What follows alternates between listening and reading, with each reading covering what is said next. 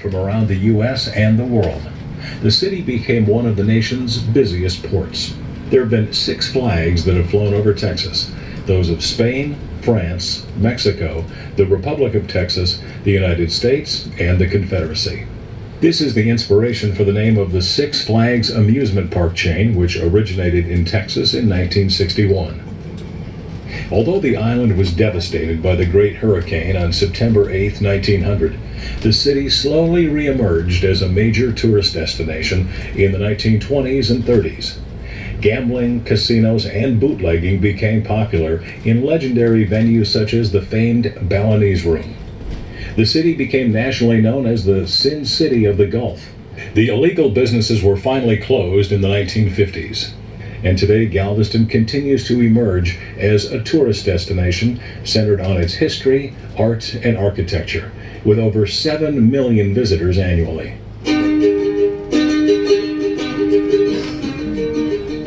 The Seeley Mansion, now known as Open Gates, was built at the request of a woman, Magnolia Willis Seeley. She was the daughter of Richard Short Willis, the owner of J.P. Willis and Brother, one of the largest mercantile establishments west of the Mississippi.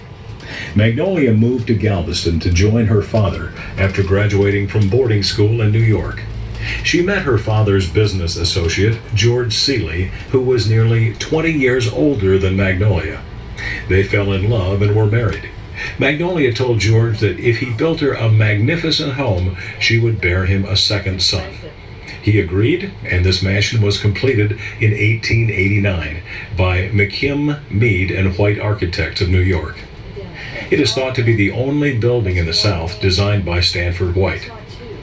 The construction was overseen by architect Nicholas Clayton, who also designed the carriage house.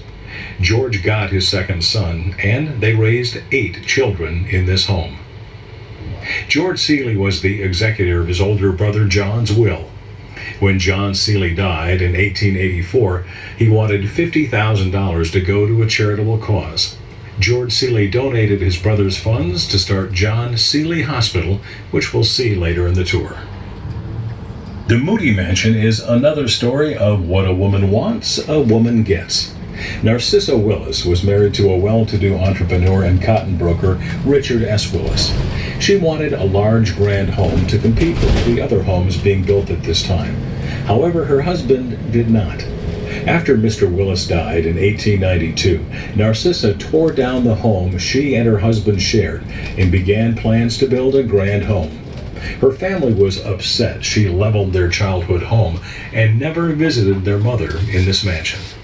Until her death, she lived alone in the house, with just a single housekeeper until she died in 1899, less than a year before the Great Storm. A young neighbor, Libby Rice Shern Moody, wife of William Lewis Moody, always loved the home and wanted it as her own. The home sustained damage after the 1900 storm, and Moody purchased the mansion for a mere $20,000, a fraction of the mansion's worth at the time. Moody, his wife, and 4 children moved into the home and celebrated their first Christmas in the mansion in 1900. William Moody was one of the 10 wealthiest men in the country at the time. In 1889, he set up the private bank W.L. Moody and Company, and in 1905, he founded American National Insurance Company, which you'll see later in the tour. Other notable business ventures for the Moody family included the Galveston Daily News, the oldest newspaper in Texas. Also the Galveston Tribune, and hotels which included the Galvez Hotel on Seawall, and in 1931, taking control of the financially troubled Conrad Hilton hotels, hiring Hilton to help manage the company. Moody eventually gave back some of the hotels to Conrad Hilton, which helped make Hilton Hotels what it has become today. The Moody Foundation has grown to over $1 billion in funds and awards grants to various civic and environmental causes in Texas. The Moody home itself stayed in the family until 1986, when it was turned into a historic museum commemorating the Moody family. So just want to point out, that is the Moody Mansion. It is available for tours if you're looking for other things to do. Did you know just yesterday, they took down all their Christmas decorations and were giving away free tours. I don't know if anybody caught that. No. But it is a reasonable price tour, great home. I think they still have some Christmas stuff up. But could you imagine, this was one of the richest families 120 years ago, and they still have quite a bit of wealth. They still are on the island, the descendants are, and they run a foundation. They give millions of dollars to local organizations and charities, such as the fire station on the left. They gave money to build the fire station because the old fire station, which is being torn down as we speak in front of us, will be on the left, also came from a grant from the Moody's. So they are still very prominent, very influential. They are still very generous, and of course, I mean, could you imagine if you're one of the richest families 120 years ago? You still are still rich, still rich. But they're very giving to the island, and they're tearing down this fire station here on the left and building a green space. And so there'll be a park next time y'all come back. So yeah, they're actually in the process of tearing it down. Like right there, you can watch. You can see them doing it. The old one. All right, so I'm sure from where y'all are from, you have a town flower or a city flower or a state flower. Does everybody know theirs? Ours is the oleander. Columbine. It's beautiful. Columbine? Columbine, Colorado. Oh, yeah, right. I've been there.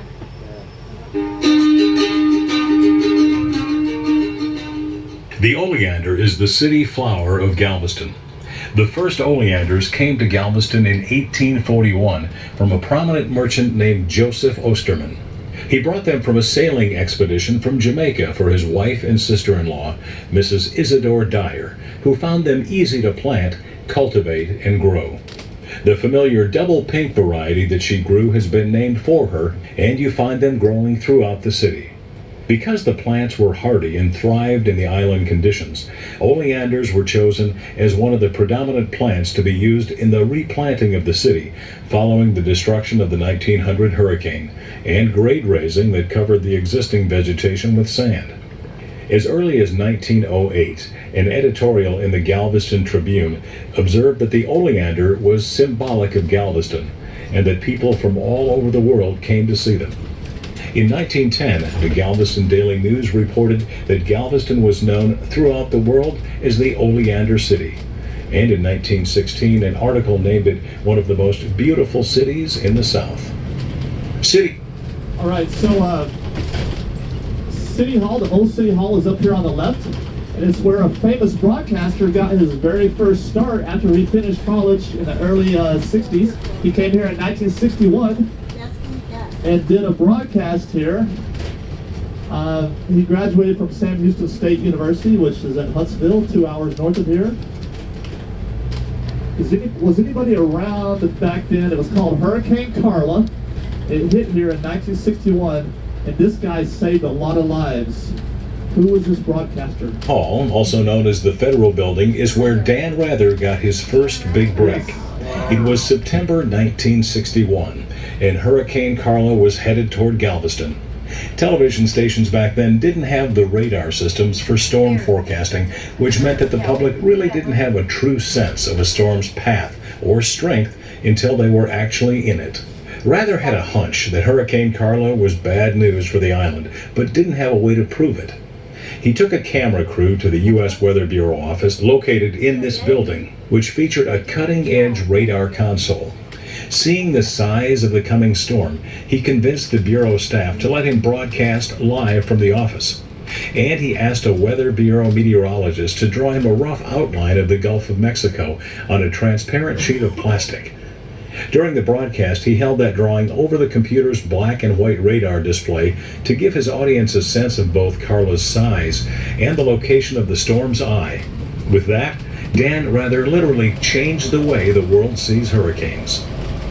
The images of the hurricane rather broadcast that day helped convince an estimated 350,000 people to evacuate their homes, a move that at the time was considered the biggest weather-related evacuation in American history. And while Carla was a Category 5 hurricane, more intense than the 1900 storm that killed an estimated 6,000 people in Galveston, only 46 people died during Carla. At 25th and Strand, across from the Railroad Museum, is the Panama Hotel. built in 1912 to serve railroad passengers to Galveston. It was named after the Panama Canal, as Galveston was the closest U.S. port to the Panama Canal at that time. In its day, it was hailed as a unique and special hotel, boasting private baths, steam heat, telephones, and a window for every room. Today, the hotel has been converted into private lofts, and the main floor houses a boutique called Blue. Blue has some very special guests that have never left. If you're interested in ghost activity, the Galveston Ghost Bus Tour has some pretty amazing footage of ghost activity actually moving items in the store. Galveston Railroad Museum is a fantastic place to learn about the history of trains in Galveston and even walk through old engines and cars. Galveston had two types of rails, one for the port called the Galveston Wharves Railway, which began in 1900 as a railway switching station to manage cargo from the port of Galveston. There are over 32 miles of tracks on 50 acres for port business. Galveston also had a passenger train service. The Galveston-Houston Electric Railway was an interurban railway between Galveston and Houston from 1911 to 1936. The railway was recognized as the fastest interurban line in 1925 and 1926. The line ran the 50 miles from downtown Houston to downtown Galveston in as little as 75 minutes. I wish they still had that, especially during rush hour, like we were talking about, driving through Houston. Yeah. And how's the temperature back there? Hot, cold? It's a little warm. A little warm? All right, let me get that going.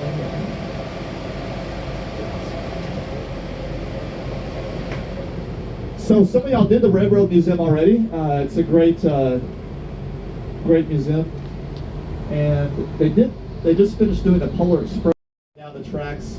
They do scenes from the movie on the train while you're on it. It's pretty neat. It was super fun. They even give you hot chocolate. It was really nice. So if you ever have an opportunity, come back here around Christmas time, look into it and sign up because you'll love it. Hot chocolate. They do like a little dance and it's like a little Broadway thing right in the cabin cars, and you're actually moving in them. So it's fun. Yeah. So here on the left, as I turn, these are the ports. We are the fourth busiest cruise ship port out of the United States. Right now there's not any, but usually there's a Carnival cruise here, Royal Caribbean. In the holidays we have Disney cruises. They go all through the Caribbean. Some of them go all the way to Key West, the Bahamas, Mexico. Started in the mid-70s, and we just celebrated about 3 weeks ago, the 1 millionth passenger to board a cruise ship here. Wow. And so that's our ports here on the left, but they do have quite a history, starting back in the early 1800s.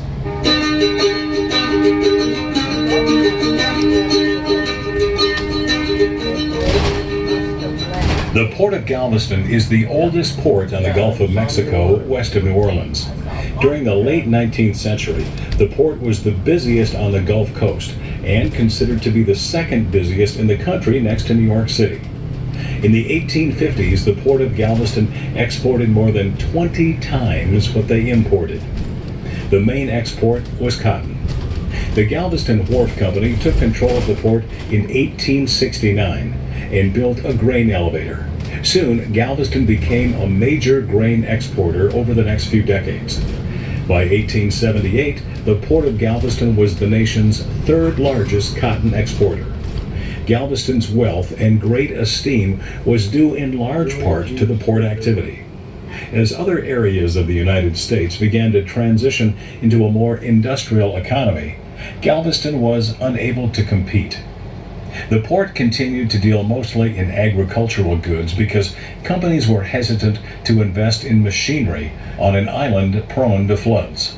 Houston was better able to attract industry and began positioning themselves as a strong alternative to Galveston. Okay, we're going to turn here and look at Pier 21. Here at the pier, if you're looking for something to do, again, we have the tall ship Alyssa, good photo ops here. You can see the mast there. There is, we'll talk about the tall ship Alyssa. It's in front of us. It'll be on the left as I turn.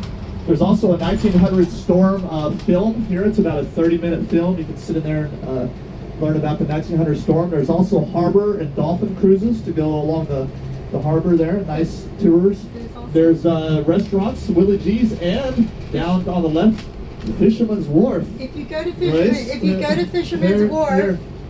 oh, thanks. Okay. If you Your go to voice is a Fisherman's little Wharf, hoarse right now. yeah, I have a little bit of frog in my throat.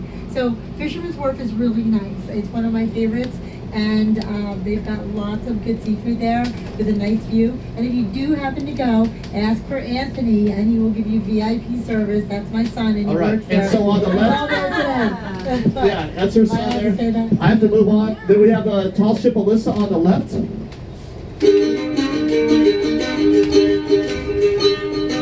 You took a harbor tour yesterday. You'll see the tall ship Elissa at 21st and Harborside, which was built in 1877 in Aberdeen, Scotland.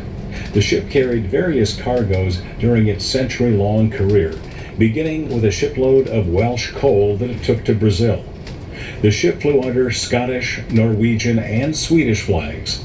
In the 1970s, it was about to be scrapped, but Elissa was instead saved and ultimately restored to complement Galveston's historic waterfront. The Elissa is the official tall ship of Texas and now is considered the second oldest operational sailing vessel in the world and one of the 3 oldest merchant vessels still afloat. Today, she has a sailing program and participates in tall sail ship events. The ports continue to remain a vital part of Galveston commerce. As we pass Piers 21 through 19, you'll find Katie's Seafood Market and several Galveston party and fishing boats and the Ocean Star offshore drilling rig and museum.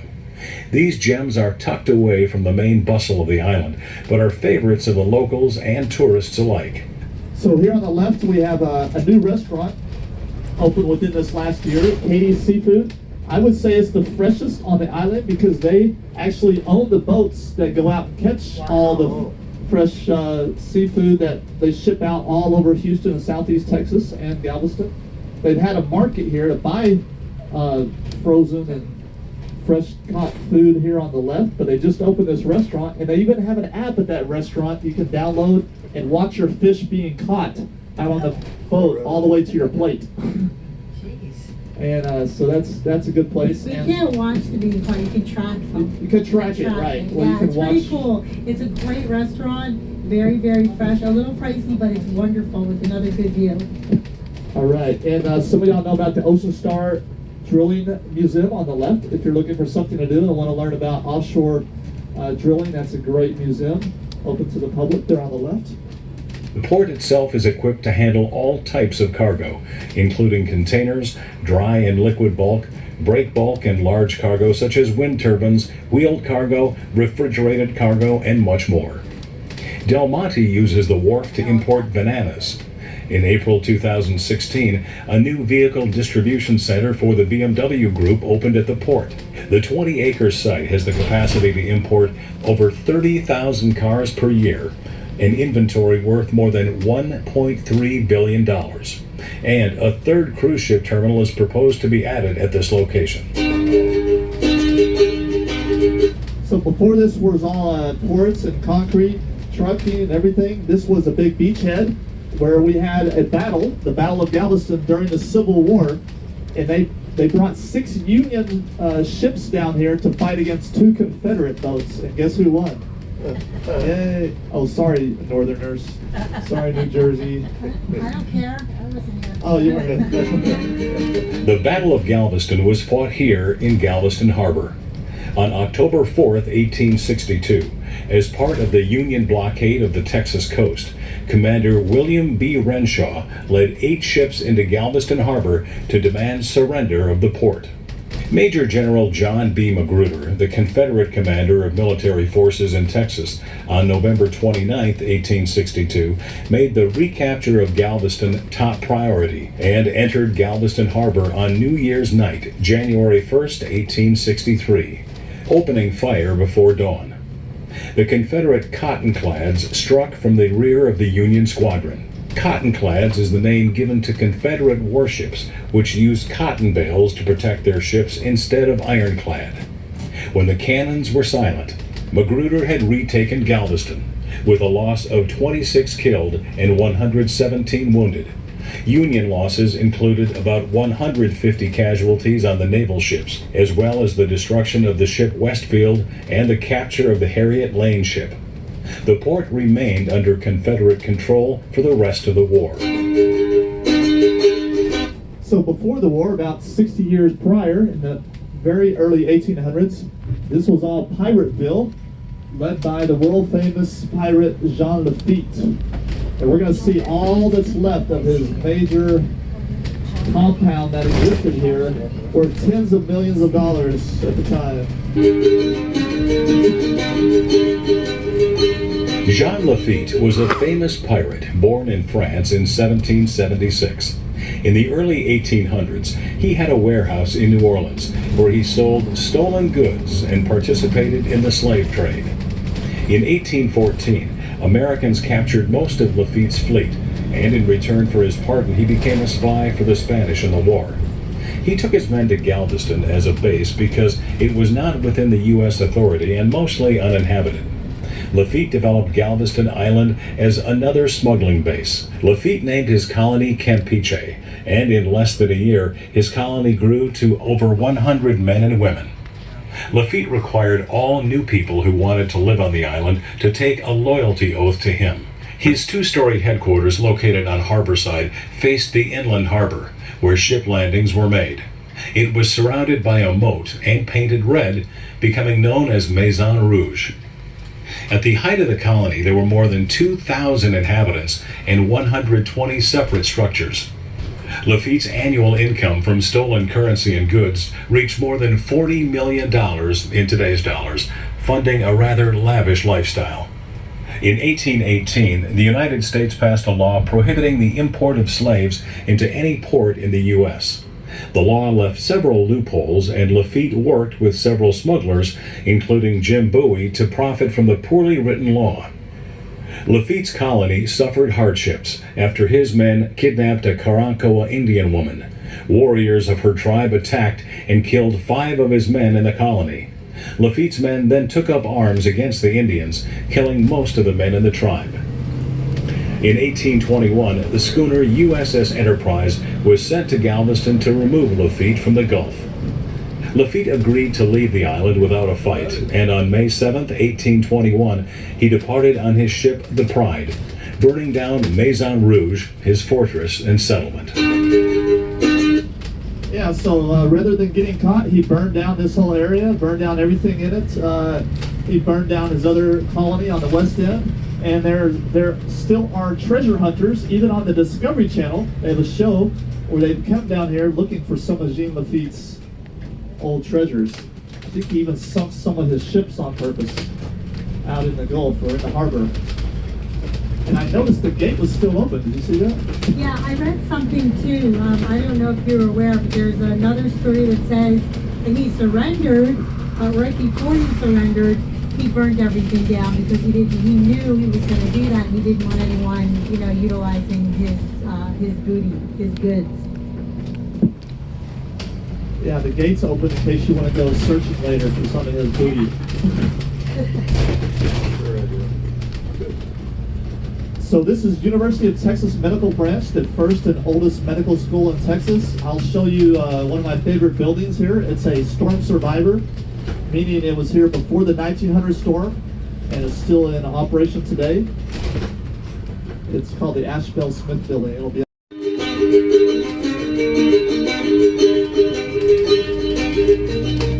In 1881, 70% of the voters chose Galveston over Houston for the first public medical school in Texas.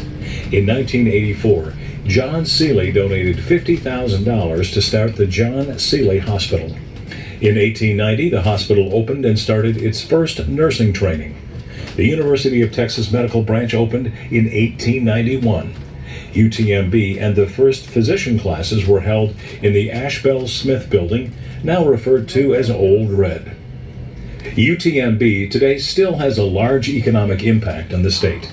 World-renowned research continues here, and UTMB boasts one of the 3 national laboratories in the United States that investigates the worst bacteria and viruses in the world.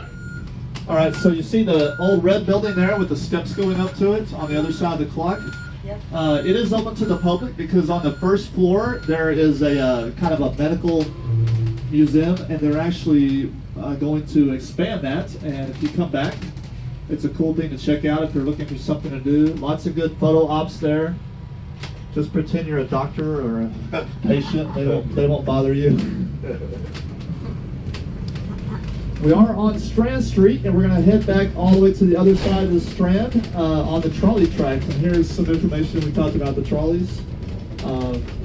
We're still waiting for them to bring the old trolleys back, but here's what happened.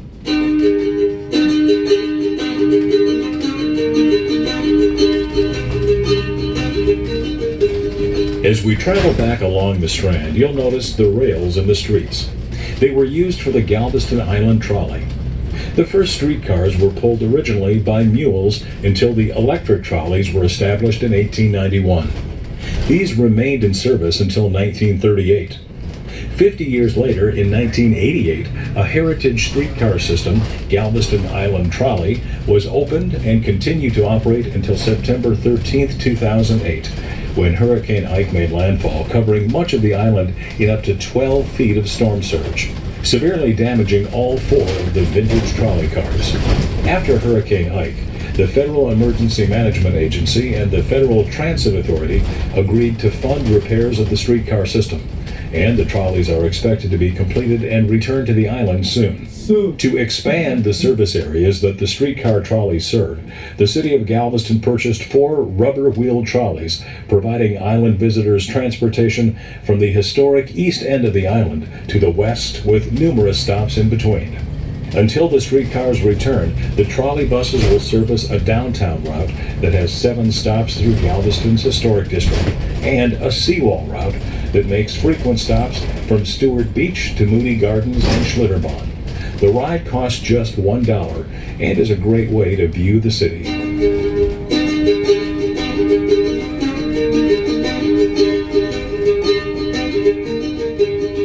New York City architect William L. Bottomley and his partners designed the former Customs House in a streamlined Spanish style. The 3-story, symmetrically composed, tile-roofed building is raised a full story above grade on a landscaped city block dotted with palm trees. This elevation of the ground floor, more characteristic of residential architecture than of institutional, indicates Galveston's extreme vulnerability to the flooding associated with tropical hurricanes. This building is now home to UTMB's Office of Technology Transfer and Incubator Space, bringing brilliant intellectual property from the university to market.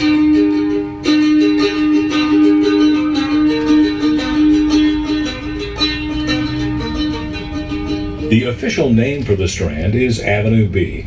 German immigrant Michael William Shaw opened a jewelry store on the corner of 23rd and Avenue B.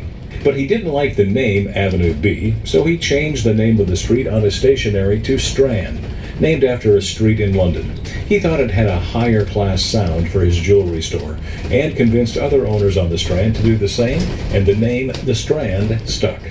In the 1850s, you could find everything on the Strand: grand Victorian buildings, banks, wholesale houses, grocers, liquor and cigar dealers, cotton factors, commission merchants, insurance companies, printers, newspapers, dry goods companies, steam and sail ship agencies, auction houses, saloons, and boarding houses. Galveston was one of the richest cities in the world per capita. It boasted being the 3rd richest city in the United States. All major railroads served Galveston. 60% of the state's cotton crop was exported through this port. Before the end of the century, the Galveston Strand was not only the financial center of Galveston and Texas, but much of the South as well. Initially, the port served Texas, Mexico, and the Indian territories with dry goods and household goods. By the 1880s, luxury goods were being imported, including coffee from Brazil and Mexico, European wines, liquors, and mineral water. So Hendley Row, the building in front of us will be on the right as I turn. This was used as the Confederate headquarters when we talked about the Battle of Galveston. They shot cannonballs into this building, and there's still cannonball marks and damage on the 7th column. You can see a big chunk out of it. So it'll be on the right as I turn over here.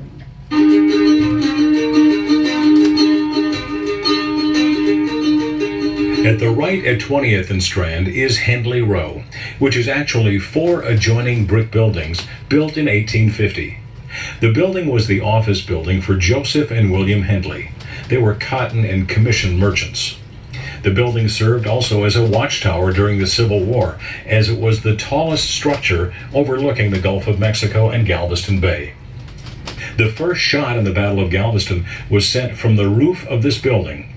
A cannonball fired from the USS Owasco during the Battle of Galveston hit this building, and the damage can still be seen at the top of the 7th column along 20th Street. Confederate soldiers were posted inside the building firing at U.S. Navy vessels. The building also served as a morgue after the 1900 storm. Bodies were laid out across the floor, and the living came to identify bodies and search for their loved ones.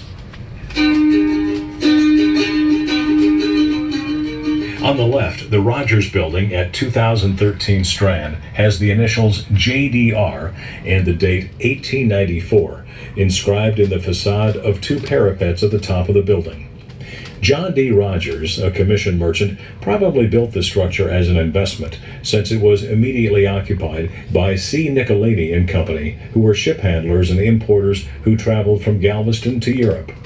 Galveston was the first city in Texas to have gas lamps. See the fountain, Grace, right there? Yeah. You know about that, right? Yeah, the fountains. Yeah, that's from Rosenberg. They're so interesting, I think, because I love the fountains. it's a guy named Henry Rosenberg that was a wealthy banker here before 1900. Donated probably 15 to 20 of those fountains all over town before the 1900 storm. He wanted to supply water, drinking water, fresh water, to any resident of Galveston, including pets and horses and dogs. So there's places for pets and horses and things to drink out of those fountains. Some of those have been refurbished and are still operating today, like that one right there. Isn't that interesting? Yes, David, it's really interesting. I love this. You're buzzing. I'm buzzing. All right. Check out the gas lamp. As you ride down the streets, you'll notice that the gas lamps are still visible along the Strand. Constructed in 1894, the W.L. Moody Building was one of many buildings in Galveston designed by architect Nicholas Clayton. The building replaced a larger building on the same site, which was destroyed by fire in 1882. The building was erected to serve as the financial headquarters of the Moody Empire. On the left, the Galveston Art Center is at 22nd and Strand, originally the First National Bank building. It was the first national bank in Texas, operating under the National Bank Act of 1863, and the second chartered bank in the state. Throughout the latter part of the 19th century, it was the most substantial bank that the state of Texas operated under a national charter. Ball Hutchings and Company at the corner across from Sangerfest Park was designed by Nicholas Clayton in 1878. The building replaced the original J.S. Brown Hardware building lost in the 1877 fire. Today, it is home to Gracie's. Greenleaf and Block were one of the largest wholesale dry good firms in Galveston. Their building was another designed by Nicholas Clayton. It has a cast iron facade featuring oval and quatrefoil cutout, and today is home to an island favorite restaurant, Yaga's. Constructed in 1895, the Hutchings and Seeley building is actually 2 buildings combined by one face. The upper floors are yellow brick, while the bottom level is made of pressed brick formed to resemble stone with granite accents throughout. On the western-facing side of the building, 2 dates are inscribed. The date 1895 is carved on a shield marking the date that the building was completed. Below is 1854. While Hutchings and Seeley began as an insurance company in 1837, 1854 marks the year they transitioned to banking and moved to Galveston. The Fadden Building, now home to Hearsay Restaurant, is another Nicholas Clayton design building and is both a local landmark and a national historic landmark. Clayton designed the building for James Fadden's wholesale wine, liquor, and cigar business in 1898.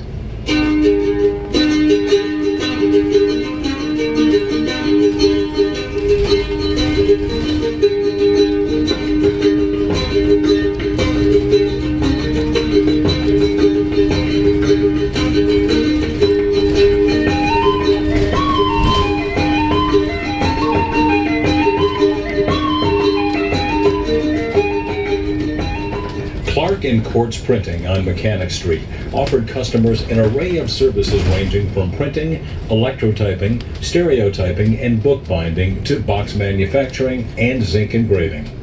In 1936, the company moved its headquarters to Houston, extended service to customers in 7 states and Cuba. It's the building here on the left. And just to give you an idea, it's private lots now. And an idea on real estate prices, a 2-bedroom loft at the top of that building goes for about $600,000 right now. And that building's been on fire. So I don't know if I want to get that. We have the Tremont House Hotel here on the left. We're going to go under the Pal Arc. We are getting ready for the Mardi Gras here. It's our, we say it's the second biggest Mardi Gras in the United States. I don't know what they have in Indiana or anything. Do they have Mardi Gras there? Someone said it was pretty big. Indiana? No? Well, so we have the Tremont House here on the left. It's a good place to hang out if you're looking for something to do, some photo ops. You can go in there and take the elevator to the top, and there's a rooftop bar up there that's really neat. The hotel was occupied by Union soldiers. In June 1865, the Tremont House was destroyed by a fire that raged on the Strand District. The second Tremont House opened in 1872 and for years attracted dignitaries from around the world, as well as those in high society in the U.S. Visitors of the second Tremont included Rutherford Hayes, Ulysses S. Grant, Grover Cleveland, Benjamin Harrison, James Garfield, and other famous people, including General Sam Houston. So you see on the left is one of the toys we got left over from New Orleans. See the big trumpet cornet over there?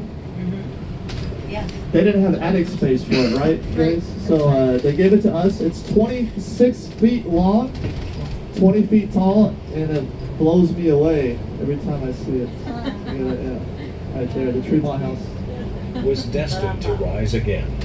George and Cynthia Mitchell acquired the location, and when the hotel reopened in 1985, it was the first major hotel to open in Galveston in 60 years.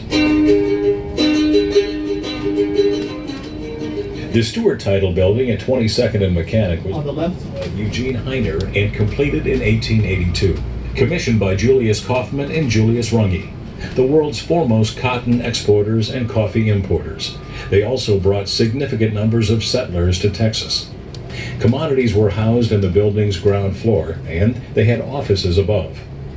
In 1905, the property was bought by Mako Stewart, a dynamic lawyer who founded Stewart Title, which is Texas' largest title insurance company. At 2116 Mechanic Street is the old Daily News building, On the left. work of Nicholas Clayton. The building was completed in 1882 and was the first building in the United States to be designed and established solely as a newspaper plant. The exterior design showcases many of Clayton's signature designs with its woven fabric feel and incredible eye for detail. George H. French is credited with publishing the first edition of Daily News on April 11, 1842, making it the longest continuously running newspaper in Texas. The newspaper was continually produced even through the Civil War and the Great Storm of 1900, although the printing was executed in Houston. The Galveston Cotton Exchange was the first Texas cotton brokerage and the third cotton exchange in the United States. So on the right, I want to point out we're on the back side of the Grand Theater. You can see how where the stage is on the left, where the curtain goes up. And you see lots of murals on the back from previous performers there, including Ray Charles, Willie Nelson, Oak Ridge Boys. They all come here. There's a trolley. And there's one of the trolleys that we talked about for only $1. Go ahead, trolley. Grain, coffee, and produce. Prior to the hurricane of 1900, Galveston exported 2 million bales of cotton from its port. The United States Department of Agriculture designated Galveston as one of the 7 original spot cotton markets in 1915. However, the city's share of the cotton market declined with the opening of the Houston Ship Channel in 1916. And later, because of changing market conditions, Galveston's cotton market closed in 1967.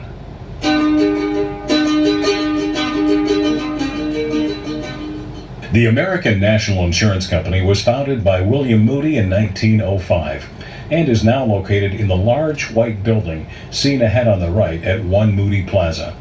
This 23-story building was completed in 1972 and was the tallest building in Galveston County, towering at 357 feet tall, but later was surpassed by the Palisade Palms Condominiums, built in 2008 with 27 floors, standing at a height of 381 feet.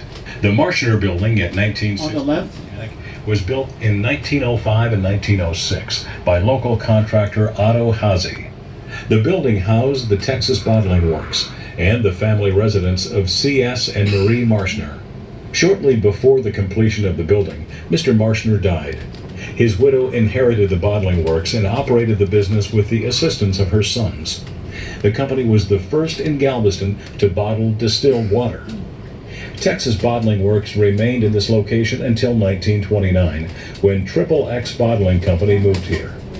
The son Otto Marshner became general manager of XXX in the 1930s, and they continued to operate at this location into the mid-1940s. The plant was used for bottling soft drinks until the 1960s. We just passed Hooey Hut on the left. It's a good locally sourced seafood, good shrimp po' boys. What do you like there, Grace? I like the crawfish and the ceviche. The ceviche, yes. All right, let's go down here to Church Avenue. Guess what we find there on Church Avenue? Churches. Did someone say bars?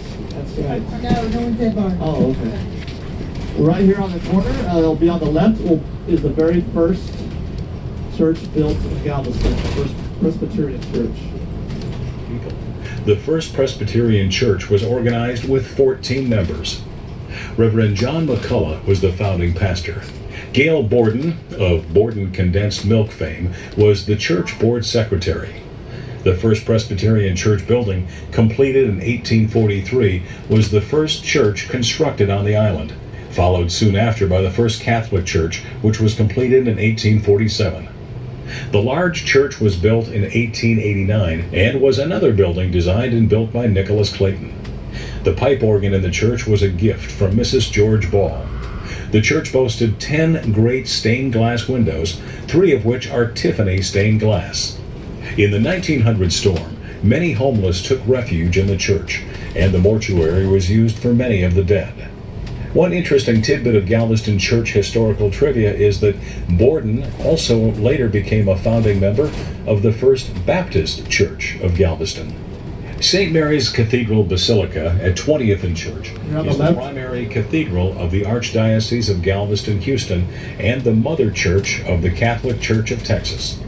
Reverend John Timmon arrived in Galveston in early 1841 and founded a community of Catholics eager to build a church for their small congregation. Father Odin, assisted by Colonel Michael B. Menard, who was one of the founders of Galveston, helped to raise enough money to begin construction of a wooden frame church. In 1842, a small 22-foot rectangular structure was blessed.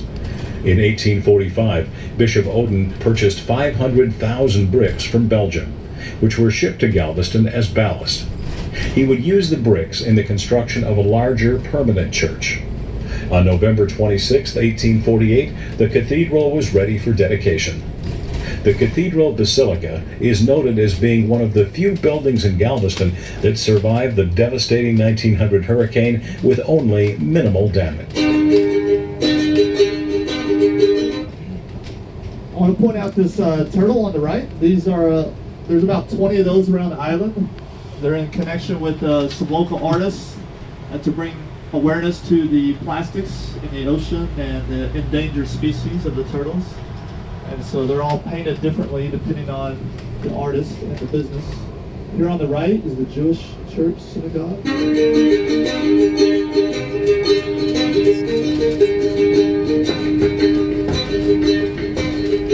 The Jewish community formed the congregation B'nai Israel in 1868.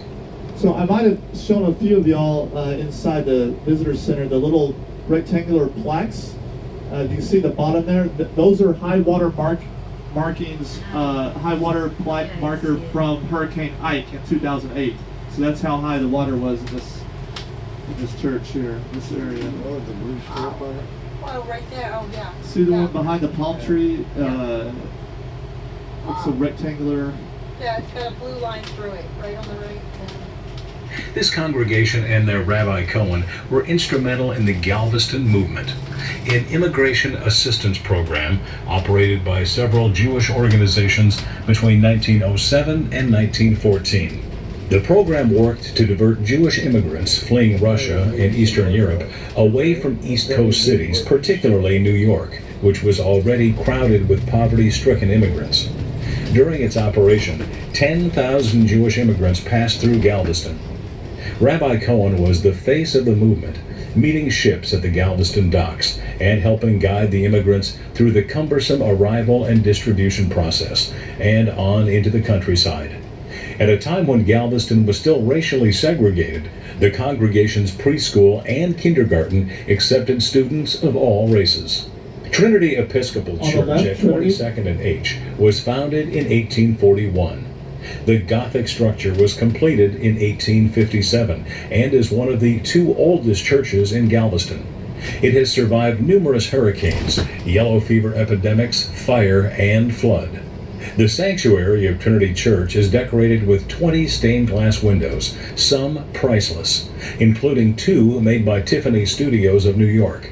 The window over the altar depicting Christ as the protector of the least of these, my brethren, was designed and made by Louis Comfort Tiffany of New York in 1904, in memory of George and Magnolia Seeley, and is one of the rarest of its kind due to its size.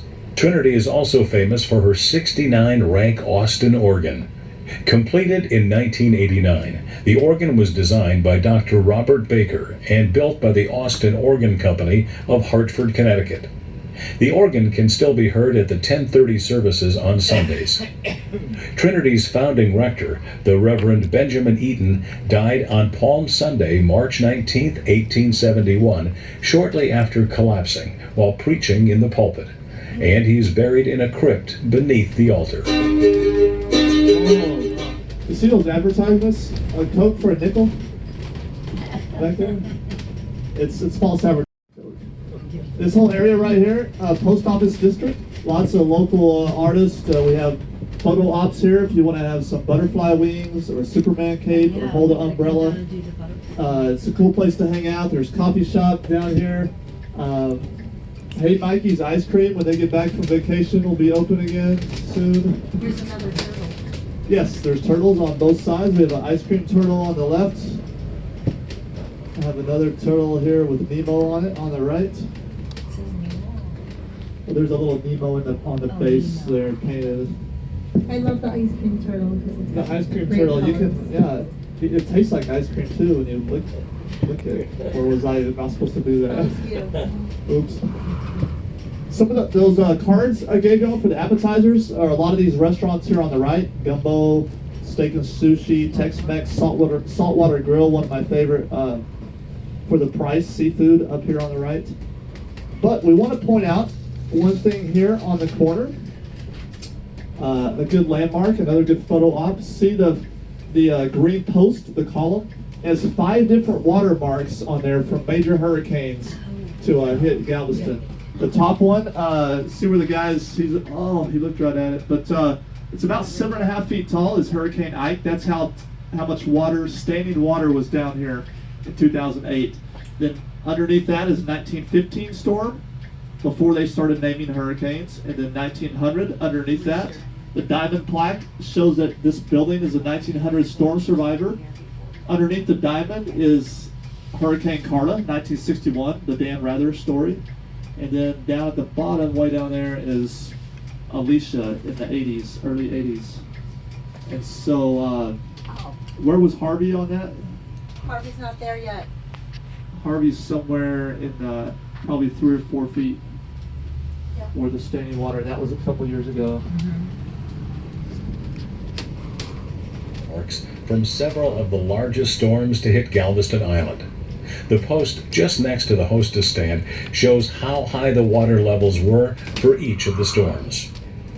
On the left is the Grand Opera House, On the left. built in 1894 when Henry Greenwell raised $100,000 for its construction. It opened on January 3, 1895, with a live performance of the play The Daughters of Eve. When it opened, the stage was the largest in the state of Texas and one of the largest in the country.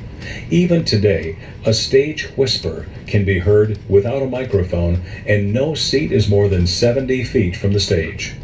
The Grand began as a major live performing arts theater, but after passing through a vaudeville phase, it slowly evolved into a movie house.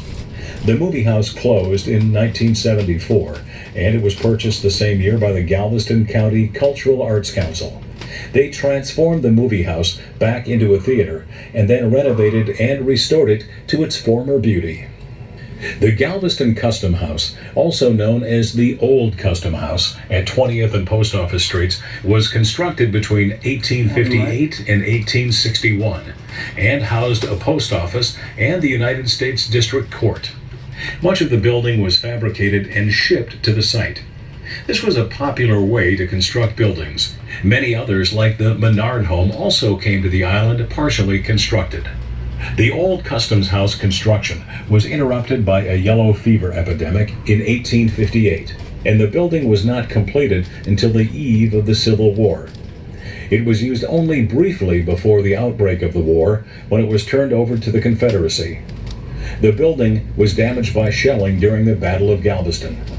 In 1863, it was the site of a bread riot, initiated by wives of absent Confederate soldiers who stormed the building demanding flour. On June 2, 1865, Union forces took symbolic possession of the site by raising a flag, and the war officially ended 3 days later. A new customs house was built in 1891, and the old structure subsequently housed offices and served as a post office. The first customs inspector was Gail Borden. He was a Texas surveyor and publisher before he was customs collector for Galveston, when the Republic of Texas was established. After leaving the island in 1851, he moved to New York, and in 1853, he successfully invented and commercialized Borden's sweetened condensed milk. So on the right is one of the tree sculptures that we talk about. Those 2008 Hurricane Ike. The water was well over 8 feet in this area, destroyed lots of trees, and instead of uprooting them, a lot of homeowners collaborated with local sculptors and created about 30 or so tree sculptures in this area. And there's one, an angel holding a bunny. And go ahead. They're actually, they're still doing the sculptures right now. Didn't she say there was a man from Asia that was here doing a sculpture? Yeah, so they're still doing them. I'll show you some of the original ones. But just to point out, after the 1900 storm, this area was here. There are a lot of Victorian homes. This is the East End Historical District. But after the 1900 storm, they filled in a lot of the first floors of these homes because they could not afford to raise up the home, and then they built steps going up to the next floor.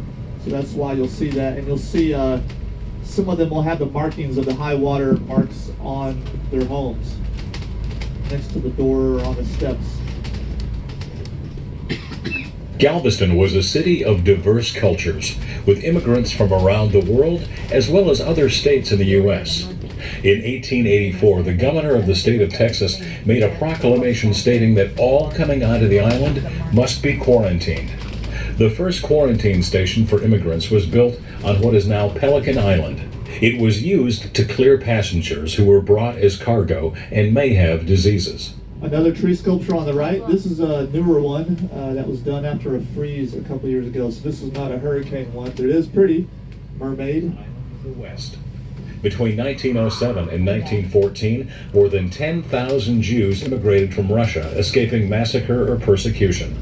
Many others came from countries including Germany, Sweden, and Norway. The government ran the quarantine station until closing in 1950. It is now the site of Seawolf Park. At the time of the 1900 storm, Galveston had a population of 37,000 and was the fourth largest city in Texas, following Houston, Dallas, and San Antonio. 1/3 of the city was completely destroyed. more than 4,000 buildings, and the storm took the lives of more than 8,000 people. You will see the reminders of those homes that survived with a plaque marking the doors as a 1900 storm survivor. After the storm, the city raised the entire level of the island by 8 feet, 17 feet at the seawall, slanting the ground so water would run off into the bay. However, Galveston never returned to being the city it once was. Galveston remained prosperous because of its port, but in 1917, Houston dug its ship channel, impacting the shipping industry in Galveston. So on the left is another tree sculpture. It's a little hard to see there between the tree. It's in the yard. Is that the birds? Is that the herons I one? think so. Yes. There on the left. Yeah, it is. It's in here. Oh, I see it now. So the maps we gave you, or you can go back into the visitor center when we get back, and they'll give you a map, and you can go kind of drive around, check out more of those tree sculptures. I'll show you a couple more on the way. And notice some of these homes have a widow's walk at the top of, like this one here on the left. So the ladies could watch their men out at sea, keep them on a short leash. They missed their husbands they and missed were them. waiting Aw. for them to come home, David. Oh, they didn't want to like keep an eye and make sure they're like sailing where they said they would sail to. Like, why are you going north? You said you were going to go east. Okay, so another tree sculpture here on the right. Just 20 years after the Great Storm, Galveston had another tragedy, the plague. The plague was finding its way into countries On the right by the here? seaports. Yeah, That is actually a replica of the tall ship Alyssa. yeah. There in her yard. That one's an older one. It's been shellacked and well preserved. Rats. In 7 months, more than 550 rats a day, totaling over 46,000 rats, were trapped and killed. Houston also took concern that rats were the spread of the bubonic plague and paid a whopping 70 cents per rat for every rat killed and turned into the city. By now, it had taken Galveston so much time to rebuild and recover that Houston had overshadowed Galveston as the boomtown, and, due to its deep port, was now the primary shipping port. The Gresham Mansion, now called Bishop's Palace, is just over 19,000 square feet and 4 stories tall. The mansion was built between 1887 to 1892 for Colonel Walter Gresham and his wife Josephine, who had 9 children. Sadly, 2 of their children died in Galveston during the yellow fever epidemic and are buried in the cemetery on Broadway. Colonel Gresham was an attorney and entrepreneur who came to Galveston from Virginia after his service in the Civil War. The mansion is made of stone and withstood the Great Hurricane of 1900. The day after the storm, debris piles which had dead humans and animals in them were as high as the 2nd story of the home. Hundreds of survivors took refuge within its stone walls during and after the storm. Years later, the home was sold to the Catholic diocese, where the bishop took residence. The tour of the home is quite impressive, and there are still several beautiful articles from the church within the home. The Galveston Experience Company has some great ghost stories about this house that you can hear on the Ghost Bus Tour or the Galveston Ghost Podcast. Charles. So that's the Bishop's Palace. We are back on Broadway. Remember, we started with mansions. We're going to end with mansions or palaces. You want to tell about that tour, Grace? So the Bishop's Palace is, they do attic to basement tours on occasion, a couple times a year. But if you have an opportunity, they give you a little bit of a self-guided tour there. And it's open, I think, every day. Yeah. So check it out. Check that out. That's a great tour. So pick your favorite mansion here on Mansion Row. A lot of these people were involved in the building of the hospitals, the railroads, importing, exporting, cotton business, some founders of Galveston, bankers, they all live here in Broadway. But if a palace mansion wasn't good enough, how about a castle? Yeah. Let's go take a look at a castle. Of a prominent Galveston businessman. Isaac Kempner became an important businessman and was vital in rebuilding Galveston after the 1900 storm, even serving as mayor of Galveston.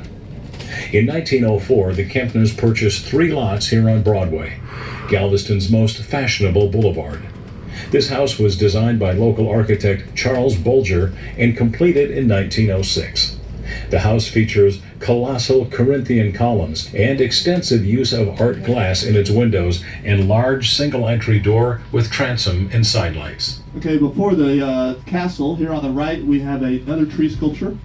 It's a birds and wildlife of Galveston. There's even butterflies in the trunk that are carved in there. It's taller than the bus. Yeah, it's right here on this side of the sidewalk. Oh, wow. And that's one of the original ones. It's been here 11 years or so, well preserved. Make it pretty. And the castle, as promised, on the left. It's on the left. And there's actually castle dwellers that still live there. Can I get up so I can take a picture? Certainly. let them Let get me out? pull over. Oh, You want to you take know that what? of the tree or both? No, I got the tree already. Okay, yeah, let me pull over here on the, Okay. At the shade. 1627 Sealy is the Trube Castle. It was built in 1890 by John Clement Trube and his wife Veronica Durst Trube. The home is one of the few remaining buildings in Texas designed by architect Alfred Mueller. It is one. and take a look at the sidewalk too and see if it's, see what it's made out of. I think it's, some people say limestone, but I take it for granite. Yeah, so. Good shot. Are you get? Does anybody want to get out and Are you have a taking a look and picture? take some pictures? Oh, she just Yeah, wants to I'll stop. get out. Okay. If you don't mind. No, You we're It's, fine. we'll Go take. ahead. Everybody okay with that? I'll be in the window. All right. But here it is on the left, the Troop Castle. I'll go ahead and let the video It's play. really And beautiful. people are living The there. Yes, it's a private residence. Private Yeah. I residence. saw a car just pull in there. Was designed to replicate castles from Trube's memory as a boy in Denmark. It was completed in 3.5 months from start to finish, Wow. including stables, by contractor J.W. Pope at the cost of $9,700.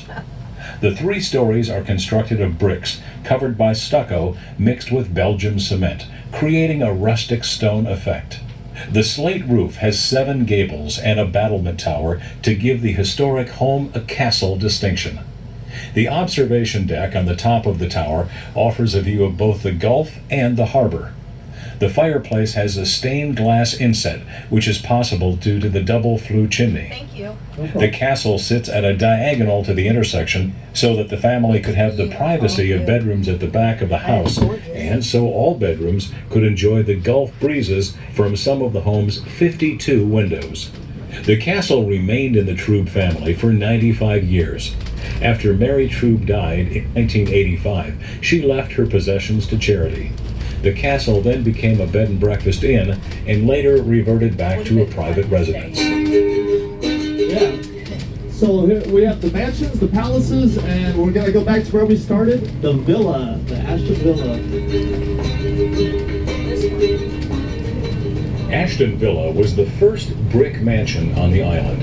It was built by James M. Brown in 1859. Mr. Brown owned a hardware store in Galveston and built this mansion for his wife, Rebecca Ashton Stoddard. They raised their 5 children in this home. During the Civil War, Mr. Brown was also president of the Galveston, Houston, and Henderson Railway and purchasing agent in Mexico for the Confederate States. Later, he helped form the First National Bank of Galveston and was its president for many years. The Brown House was the headquarters for the Confederate Army and later the Union Army. The Confederates surrendered Galveston in the fall of 1862, but retook it in January 1863 during the Battle of Galveston Bay. The last residents of this home were 2 daughters of Mr. Brown, Betty and Matilda. Miss Betty was not the typical 1900s woman. She was an accomplished painter and a world traveler. The home boasts many of her original paintings. Her sister Matilda was just the opposite. Matilda got married and had children, yet sadly it was a violent and unhappy marriage. Divorce at the time was not widely accepted, and Matilda did not want to disgrace her parents. Her sister Betty urged her to divorce. Upon the death of her parents, Matilda finally divorced and took the children into Ashton Villa with her sister. The sisters loved to host parties, and Matilda would play the piano to entertain them. As you look around the outside of the home, you'll notice that the fence is oddly short. When they raised the grade of the island, the home's first floor was filled in instead of being raised. They buried the fences as well. If you look closely, you'll see the tops of the first floor arched windows just above the ground. There are many stories of hauntings here at Ashton Villa, which you can hear on the Galveston Ghost Bus Tour from the Galveston Experience Company. At the right of Ashton Villa is the Juneteenth Statue. It's at the very end of the sidewalk, the Juneteenth statue there. 22nd, 1862, with an effective date of January 1st, 1863, freeing all slaves. It had minimal immediate effect on most slaves' day-to-day lives, particularly in Texas, which was almost entirely under Confederate control. Texas was resistant to the Emancipation Proclamation, and Juneteenth commemorates June 18th and 19th, 1865, 2.5 years after the Emancipation Proclamation became effective. June 18th is the day Union General Gordon Granger and 2,000 federal troops arrived in Galveston to take possession of the state and enforce the emancipation of its slaves. On June 19, 1865, while standing on the balcony of Ashton Villa, Granger read the contents of General Order No. 3, and the Texas slaves were freed. The Rosenberg Library opened in 1904 and is the oldest public library in Texas in continuous operation. The library was funded through a bequest from Henry Rosenberg, and the Rosenberg Library Association was organized in 1900 as a private corporation to give free library services to all Galvestonians. The Fox Rare Book Room contains ancient books, many first edition books, and examples of fine printing. The library has compiled outstanding collections of manuscripts, maps, artifacts, and printed items.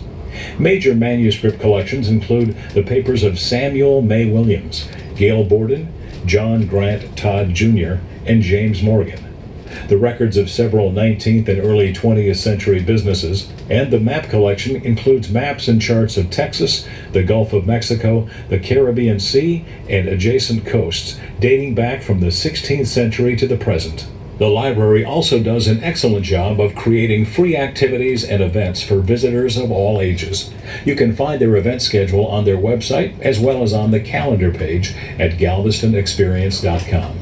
We hope you've enjoyed this historic tour of Galveston Island. If you find yourself on the seawall, we invite you to stop into the Galveston Experience Company at 15th and Seawall for a free